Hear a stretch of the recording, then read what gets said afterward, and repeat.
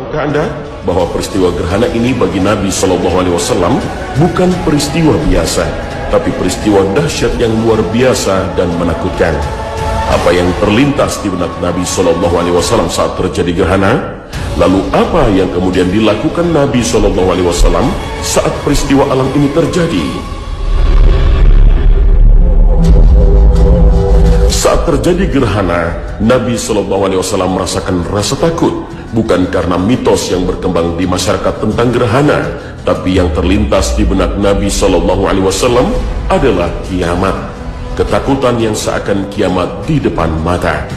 Sahabat Rasulullah SAW, Abu Musa, menceritakan, saat itu terjadi gerhana matahari dan Nabi segera bangkit, takut bahwasanya itulah saatnya kiamat.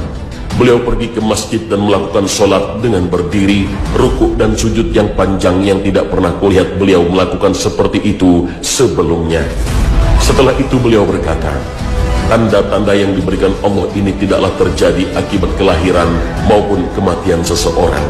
Akan tetapi Allah membuat hamba-hambanya merasa takut dengan gerhana itu. Maka apabila kalian melihatnya, ingatlah Allah, serulah Dia dan mohonlah pengampunannya. Hadis riwayat Bukhari dan Muslim. Ketika terjadi gerhana, Rasulullah merasa khawatir karena gerhana merupakan salah satu tanda terjadinya hari kiamat. Jika yang terjadi gerhana matahari, maka yang hilang dari penglihatan adalah cahaya matahari. Jika yang terjadi gerhana bulan, yang hilang adalah cahaya bulan. Hilangnya cahaya bulan, kemudian dikumpulkannya matahari dan bulan merupakan salah satu tanda kiamat yang disebutkan oleh Allah Ta'ala di dalam kitabnya.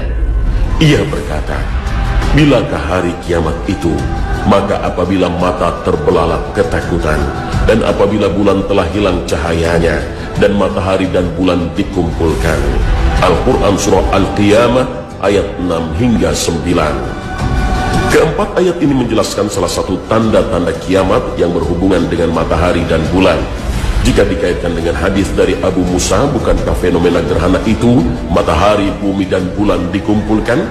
Itulah gambaran kiamat seperti yang disebutkan Allah Subhanahu wa Ta'ala dalam Al-Quran.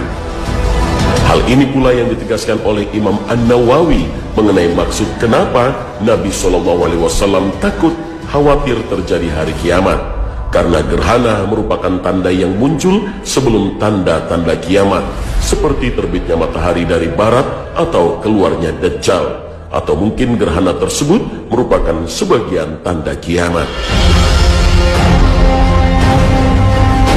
Kita tidak tahu peristiwa gerhana bisa saja menjadi tanda datangnya bencana atau azab, atau tanda semakin dekatnya hari kiamat. Misalnya dengan semakin lemahnya tembok yang mengurung Ya'juj dan Ma'juj, atau akan semakin keringlah sungai Efrat di Irak. Maka tidak patut bagi umat Nabi Muhammad menyambut gerhana matahari atau bulan dengan sukacita, mengabadikannya dengan berfuturia, karena tuntunan Rasulullah menyuruh kita untuk menghadapi gerhana dengan mempertebal keimanan dan terus-menerus berzikir mengingat Allah. Peristiwa gerhana memberikan pelajaran bagi kita bahwa Allah Subhanahu wa Ta'ala mampu mengendalikan seluruh makhluknya, apa saja, bahkan matahari atau bulan yang dianggap makhluk yang luar biasa, bahkan banyak manusia yang menyembahnya. Itu sebabnya Nabi menganjurkan untuk memperbanyak zikir, istighfar, takbir, sedekah dan bentuk ketaatan lainnya. Aisyah radhiyallahu anha menuturkan, Nabi SAW bersabda, sesungguhnya matahari dan bulan adalah dua tanda di antara tanda-tanda kekuasaan Allah. Gerhana ini tidak terjadi karena kematian seseorang atau lahirnya seseorang. Jika melihat hal tersebut, maka berdoalah kepada Allah, bertakbirlah, kerjakanlah sholat, dan bersedekahlah. Hadis riwayat Bukhari.